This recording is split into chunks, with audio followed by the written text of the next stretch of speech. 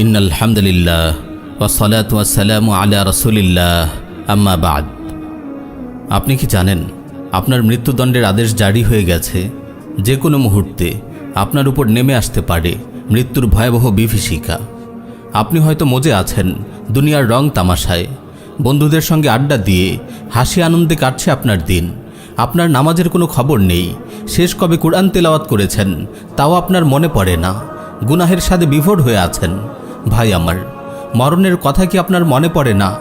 একজন মৃত্যুদণ্ডপ্রাপ্ত আসামিকে আপনি হাসতে দেখেছেন? ফাঁসির কাস্টে ঝোলানোর আগেই কি সে আধমরা হয়ে যায় না? মৃত্যুর ভয় কি তাকে কুরে কুরে খায় না? সে কি খাবার দাবারের স্বাদ পায়? তার রাতগুলো কি নির্ঘুম কেটে যায় না?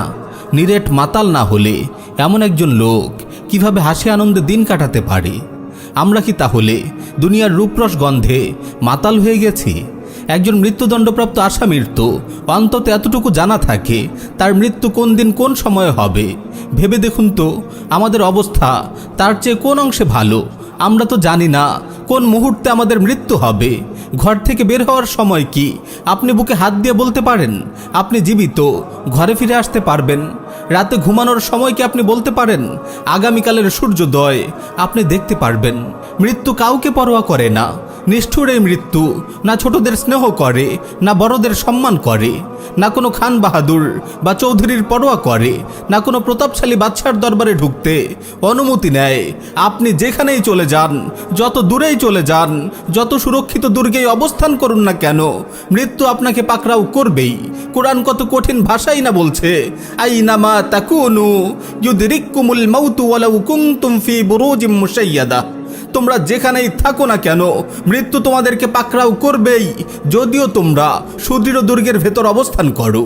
আপনি ব্যস্ত আছেন নাকি ঘুমাচ্ছেন? গোসল করছেন নাকি খাবার খাচ্ছেন? গান শুনছেন নাকি তিলাওয়াত করছেন? কনসার্টে ডান্স করছেন নাকি সালাত আদায় করছেন? মৃত্যু কিছুই দেখবে না। যখনই আপনার সময় শেষ হবে আপনাকে ছু মেরে নিয়ে যাবে। পৃথিবীর কোনো শক্তি আপনাকে ধরে রাখতে পারবে না। কুরআনের হৃদয় কাঁপানো ঘোষণা, ওয়ালা ইউআখিরুল্লাহু নাফসান ইযা জাআ আজালুহা। কিন্তু কারো নির্ধারিত সময় যখন এসে যাবে তখন আল্লাহ তাআলা তাকে মোটেও অবকাশ দেবেন না।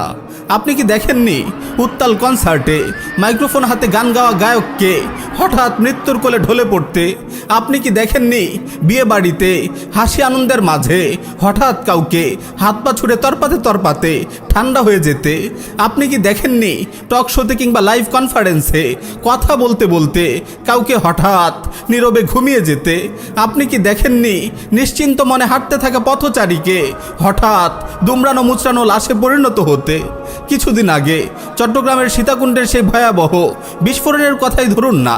যেসব ভাই অগ্নিকাণ্ডের দৃশ্য ফেসবুকে লাইভ করছিল তারা কি জানতো একটু পরেই ভয়াবহ বিস্ফোরণে তারা ছিন্ন ভিন্ন হয়ে যাবে? ইন্না লিল্লাহি ওয়া ইন্না ইলাইহি রাজিউন। চট্টগ্রামে ট্যুরে বের হওয়া তরুণরা কি জানতো এই ট্যুর থেকেই তাদের অনন্তের সফর শুরু হয়ে যাবে? তারা আর কখনোই ঘরে ফিরে আসার সুযোগ পাবে না। আপনি এই মুহূর্তে নিজেকে কত নিরাপদ মনে করছেন, কিন্তু আসলেই আপনি কি মৃত্যু থেকে নিরাপদ? পরবর্তী ঘন্টায় আপনি ভালো থাকবেন, বেঁচে থাকবেন, এই নিশ্চয়তাটুকুকে আপনি দিতে পারেন? আমার ভাই, আজ হয়তো আপনি ধনীর দুলাল, আজ হয়তো আপনি শাহজাদা, আজ হয়তো আপনি প্রভাবশালী বাবার সন্তান। আজ আপনার আঙুলের ইশারায় মানুষ উঠবস করছে, ক্ষমতার দম্ভে মানুষকে আপনি মানুষই মনে করছেন না।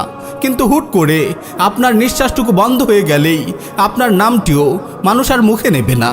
আপনাকে বলবে লাশ। আপনাকে দ্রুত কাজ থেকে বিদায় করাই তখন তাদের একমাত্র কাজ হয়ে দাঁড়াবে।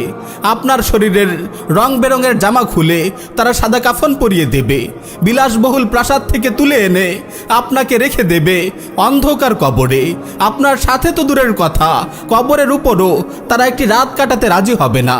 দুদিন যেতে না যেতেই তারা আপনাকে ভুলে যাবে। আপনার প্রিয়জনরা আপনার বদলে অন্য কোনো বন্ধু খুঁজে নেবে। ঘুরতে থাকবে সময়ের চাকা। দিন শেষে রাত আসবে, সপ্তাহ পেরুবে, মাস ফুরাবে, বছর ঘুরবে, সব থাকবে, শুধু আপনি থাকবেন না। ব্যস্ত মানুষগুলো একসময় আপনাকে এতটাই ভুলে যাবে যে আপনার কোনো স্মৃতি তাদের মনে থাকবে না, যেন কোনো কালেই আপনি তাদের মাঝে ছিলেন না। আপনি পড়ে থাকবেন দূরে দূরে কোথাও নির্জন কোনো কবরস্থানে ঝোপঝাড় আর লতাপাতার মাঝে মিশে থাকবে আপনার কবর। কয়েক যুগ না পেরোতেই আপনার কবরটিও হারিয়ে যেতে বসবে, এক সময় মুছে যাবে আপনার কবরের শেষ চিহ্নটিও। প্রিয় ভাই ও বোন, অনিবার্যই মৃত্যুর কথা আপনি কেন ভুলে যান? কেন জীবনের এই কয়টি মুহূর্ত নিয়ে ছিনিমিনি খেলছেন? অনিবার্যই মৃত্যুর কথা আপনি কেন ভুলে যান? কেন জীবনের এই কয়টি মুহূর্ত নিয়ে ছিনিমিনি খেলছেন?